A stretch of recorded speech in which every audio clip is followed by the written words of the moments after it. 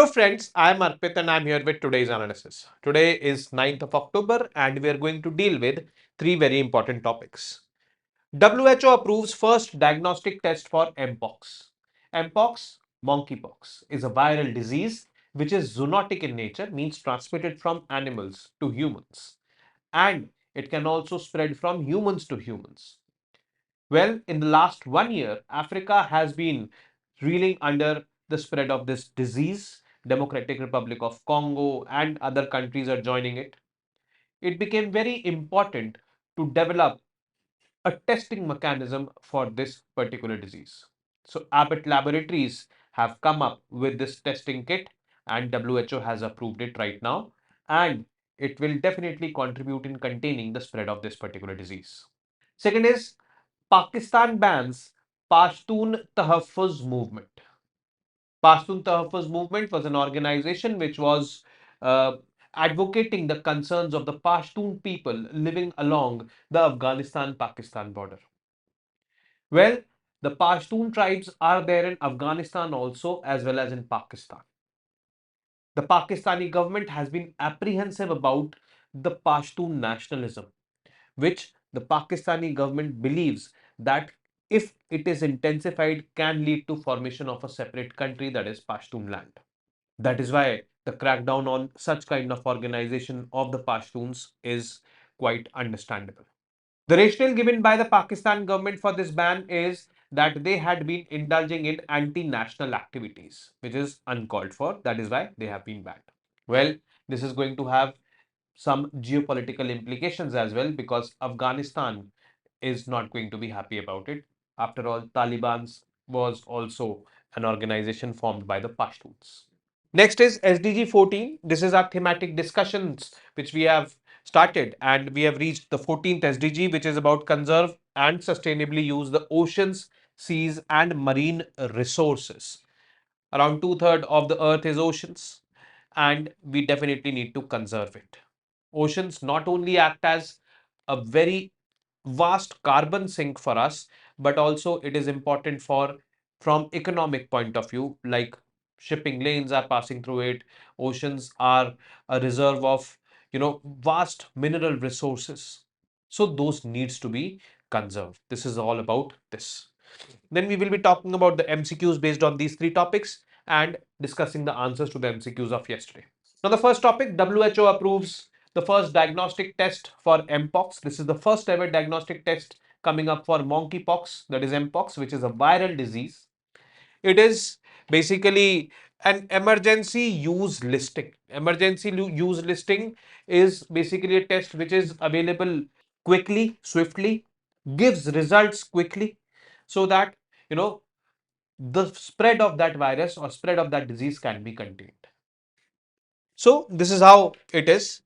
But before proceeding, let's first understand and know about MPOX. What is MPOX? MPOX, known as monkeypox, is a viral disease caused by the monkeypox virus. It belongs to the same family of viruses as smallpox belongs.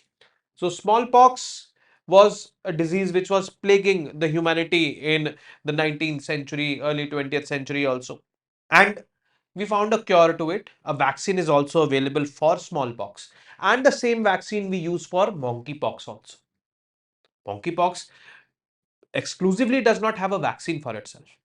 But yes, the vaccine for smallpox is more than 80 to 90% effective for monkeypox as well.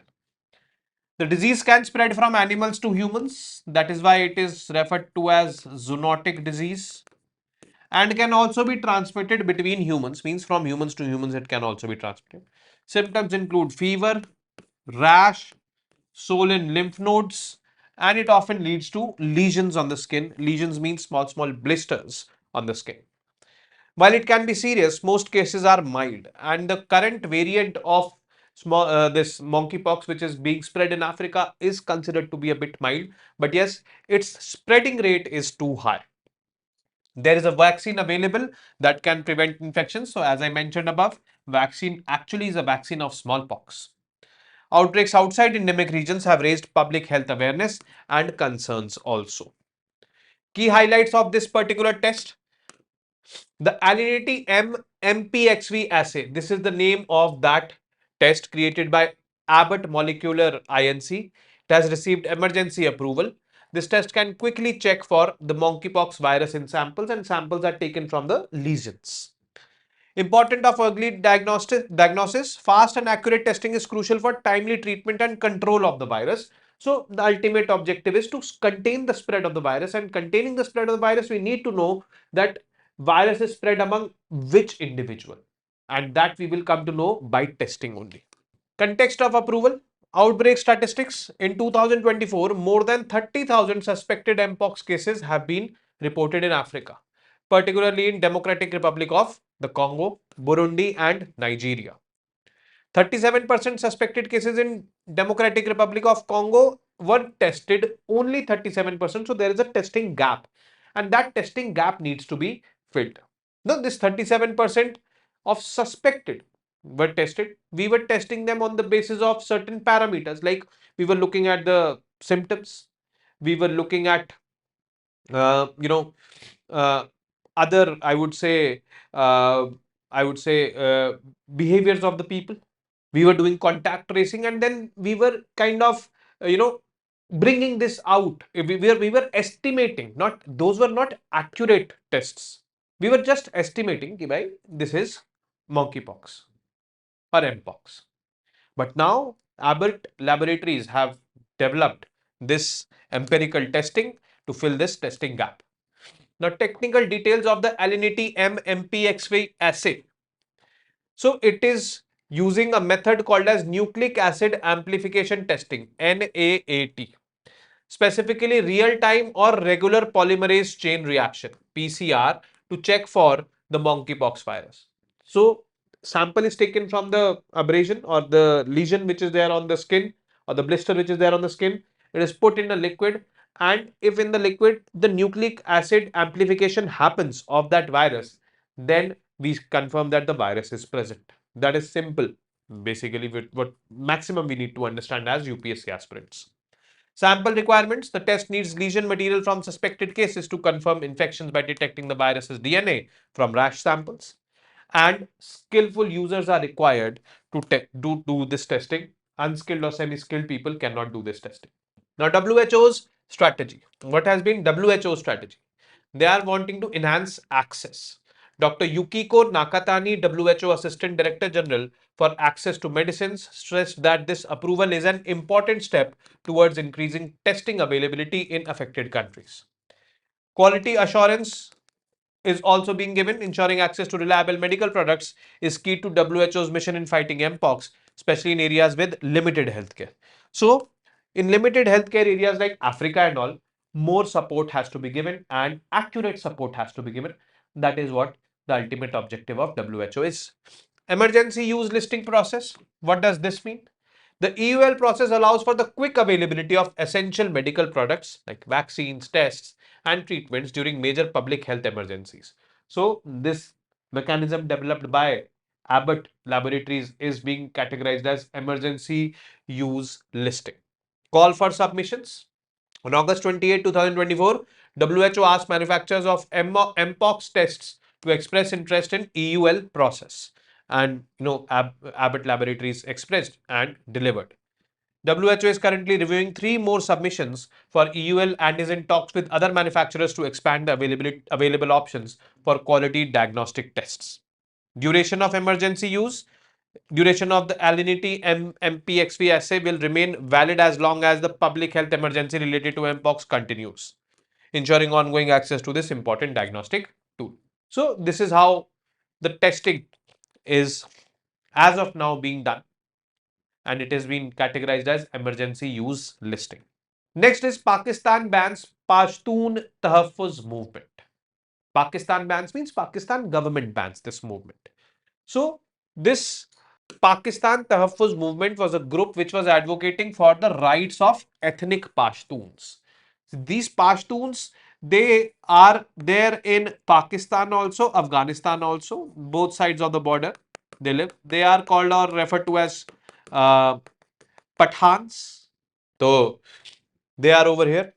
And Pakistan is a bit apprehensive about Pashtun nationalism. This ban enacted under Section 11B of Anti-Terrorism Act 1997. It is justified by the government as necessary for national security. Now, rationale for the ban by the government, what logic the government has given. Government has cited reasons for the ban, stating that PTM activities were deemed prejudicial to the peace and security of the country. Means they were becoming a problem for the peace and security of the country. Allegations, authorities claim that PTM is linked to anti-state elements, particularly those operating from Afghanistan. So as I told you that the Pashtuns have, ethnic connections with Afghanistan since they are present there also. So they are citing these kind of reasons. Now, background of PTM. What is the background of this particular organization? Leadership, it is led by Manzoor Pashtun. The PTM emerged from the Masood Tahafuz movement in 2014, initially focusing on landmine removal in Waziristan.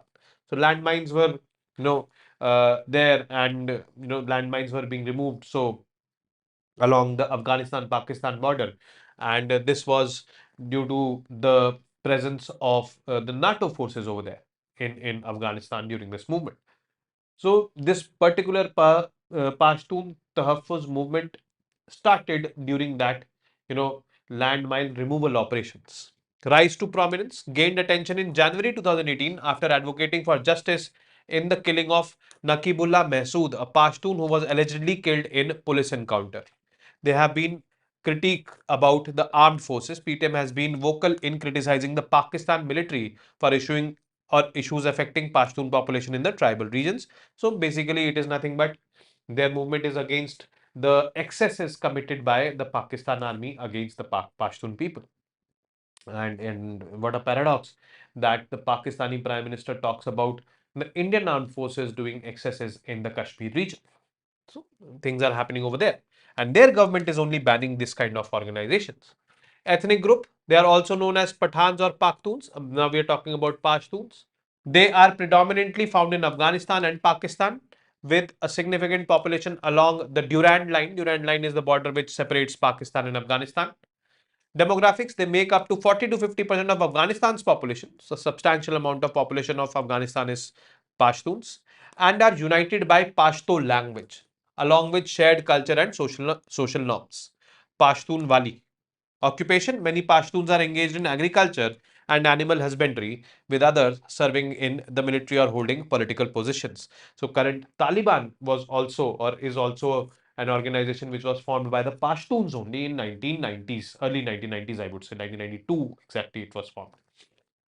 Now, implications of the ban: national security versus ethnic rights. The ban raises concerns about the government's approach to handling ethnic rights, movements, and its implications for national unity and stability. And potential for increased tensions. The PTM's history of activism and criticism of the military suggests that the ban could exacerbate tensions between the Pashtun community and the state. And what if the Pashtuns and the Balochs they combine together? The Pakistan is already struggling. I cannot say how much struggle will intensify. So, Pakistan needs to check its house and put it in order as soon as possible.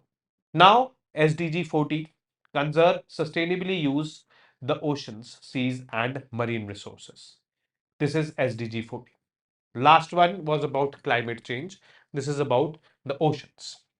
So, Goal 14 of the Sustainable Development Goals aims to conserve and sustainably use oceans, seas, and marine resources. Healthy oceans are vital for human existence and the overall health of the planet. Now, our lives definitely depend upon oceans. If we talk about the import export or the global trade, around 85 to 90% of it happens through the oceans, through the waters, because it is the cheapest mode of transportation. If I talk about consumption, food, yes, a lot of people do consume fish all across the world. And, fishes are found in inland waters also, fresh water also. But yes, majority of the fishing happens from the oceans. Oceans also have lot of energy resources like the entire Gulf region and all, oil is taken out from the oceans. These are oceanic resources, petroleum products. Apart from petroleum products, other minerals also like polymetallic nodules and XY, many minerals are found in the oceans. Oceans act as carbon sink also. One of the biggest carbon sinks is oceans. So oceans need to remain healthy, and that is the ultimate objective or ultimate goal of SDG 14. So some facts about it.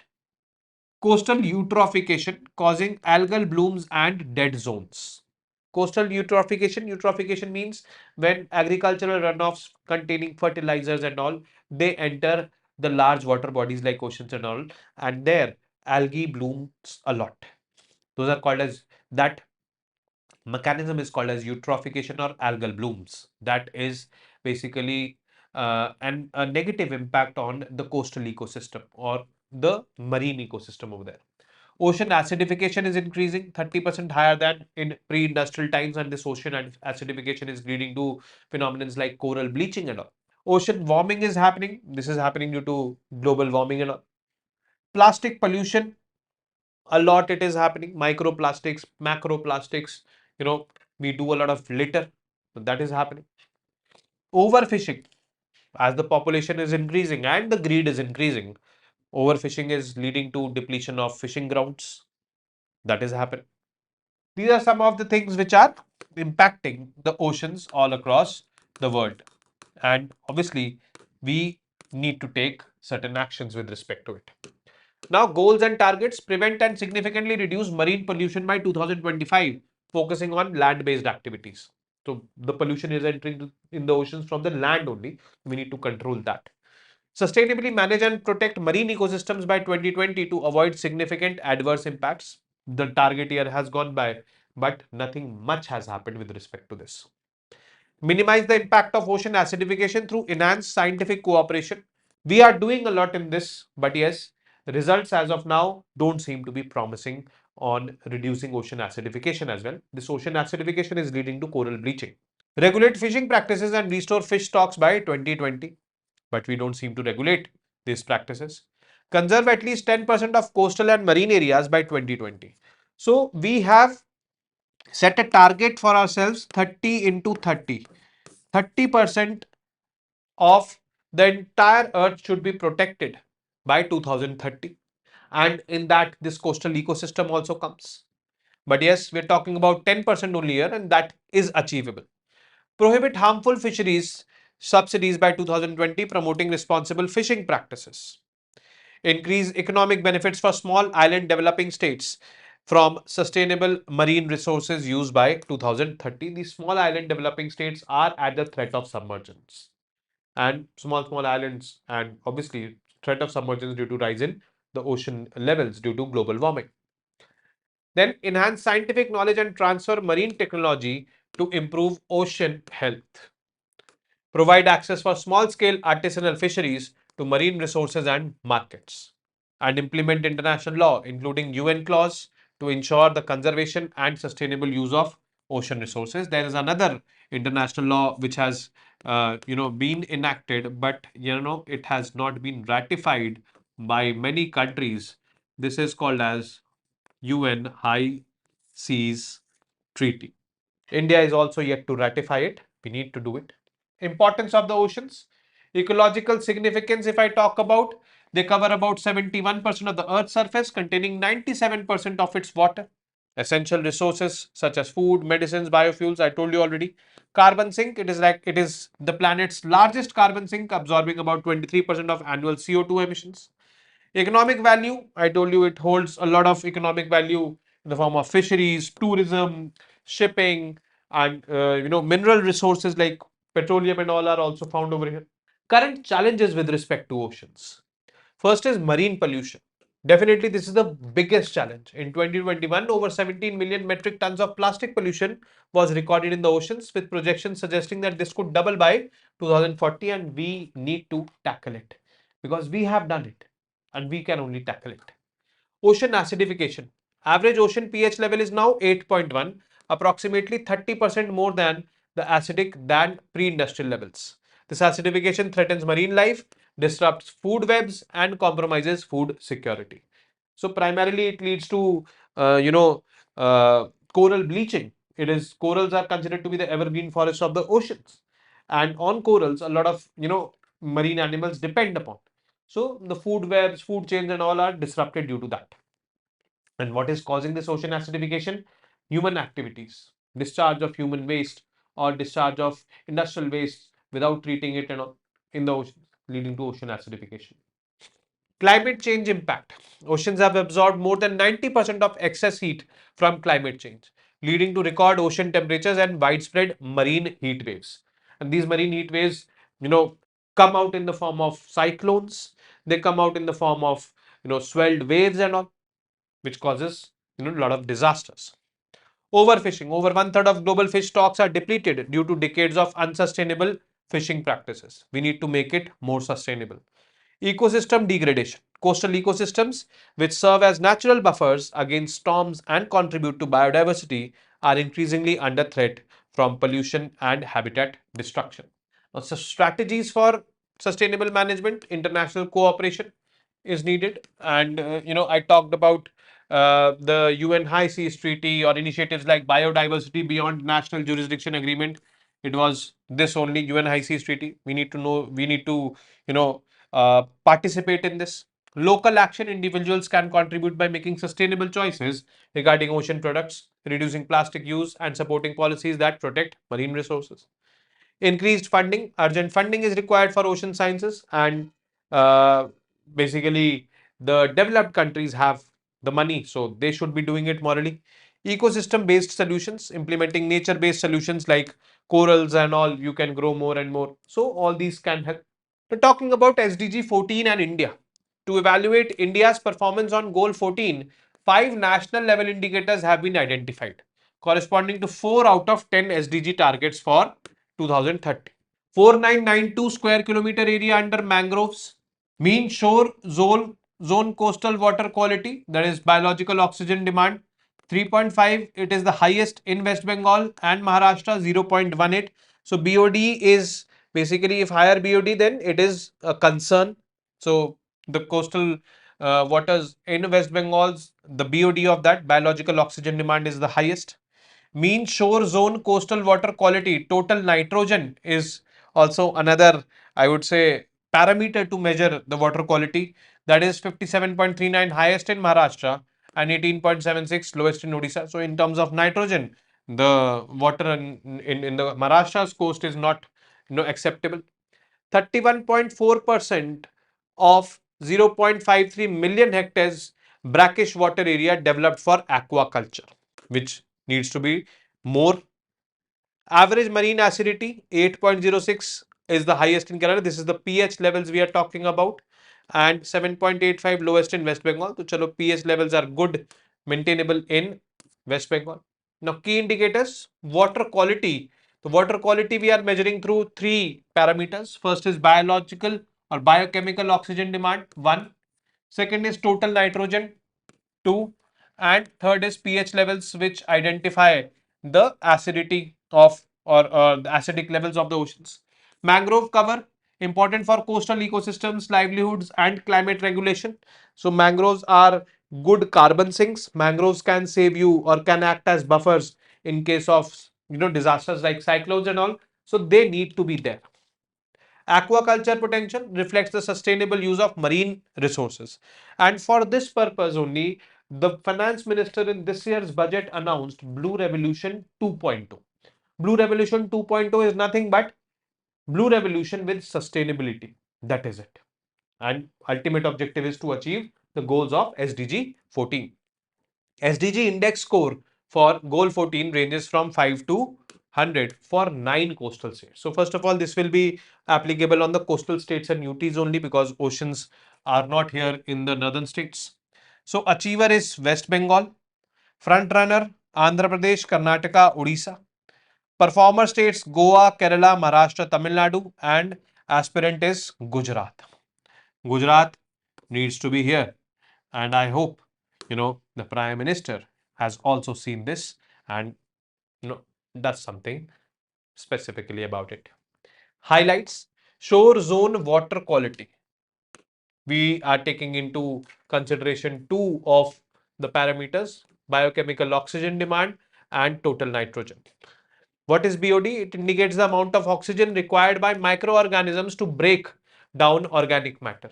If BOD is high, then it simply means that the water quality is not so good. High BOD levels suggest low water quality, as simple as that.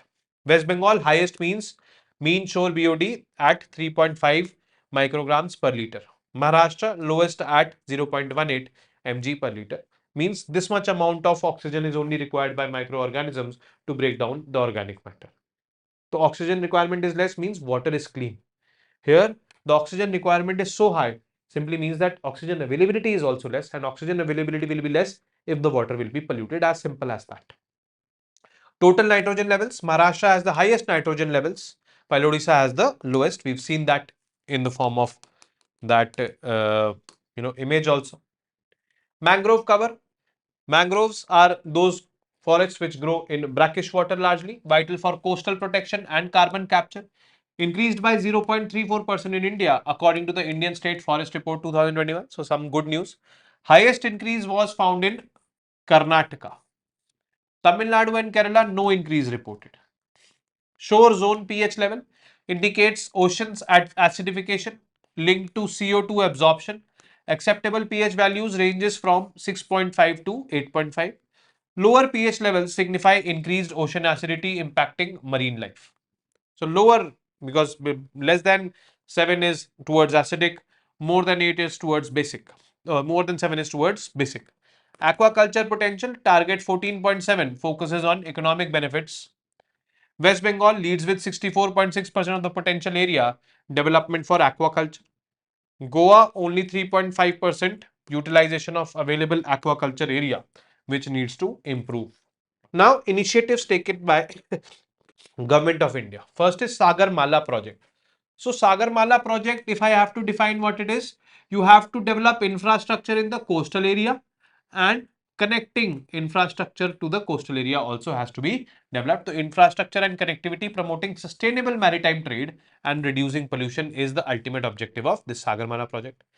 National Plan for Conservation of Aquatic Ecosystems. This plan focuses on protecting and restoring marine ecosystems including mangroves, coral reefs and seagrass beds. Deep Ocean Mission. The mission aims to explore and understand the deep oceans, harnessing their resources sustainably while protecting their biodiversity. So, last year only we launched Matsya 6000, which it was basically a cube which went 6 kilometers deep or 6,000 meters deep into the oceans to understand or to do some research work and all over there. Next is National Coastal Zone Management Plan. This plan outlines strategies for sustainable development and conservation of India's coastal regions, addressing issues like coastal erosion, pollution, and climate change. Fisheries management reforms. Government has implemented reforms to regulate fishing practices, prevent overfishing, and promote sustainable fishing. So, Pradhan Mantri Matsya Sampada Yojana is one such yojana in this context. Marine pollution control. India has taken steps to reduce marine pollution from land-based activities, including plastic waste and all. To cleaning drives and all are undertaken in, and but nothing much is happening on this ground. Coastal Clean Seas campaign aims to raise awareness about marine pollution and encourage citizens to participate in cleanup drives or cleanup activities. National Marine Fisheries Policy. It aims to provide a framework for sustainable development of fisheries sector, promoting responsible fishing practices, conservation of marine resources. National Mission on Coastal Wetlands. This mission focuses on conserving and restoring coastal wetlands. Wetlands play a crucial role in protecting coastal ecosystems and mitigating climate change also, because these wetlands are also carbon sinks. And international cooperation. India is actively involved in international cooperation. India has signed the UN High Seas Treaty as of now.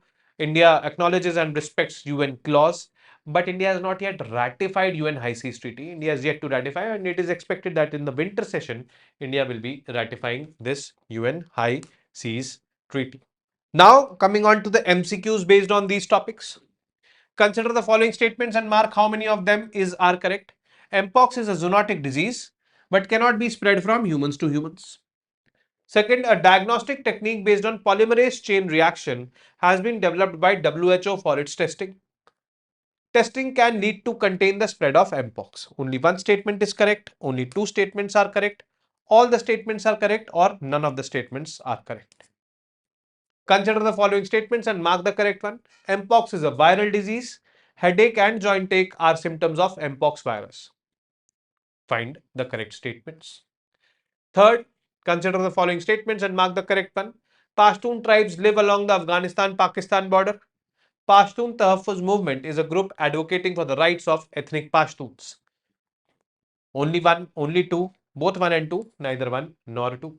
Fourth question, relatively very simple. Which of the following is known as the boundary between Afghanistan and Pakistan? McMahon line, Durand line, McDonald line, or Johnson line? And the last question, which of these is used as a parameter to measure the quality of water?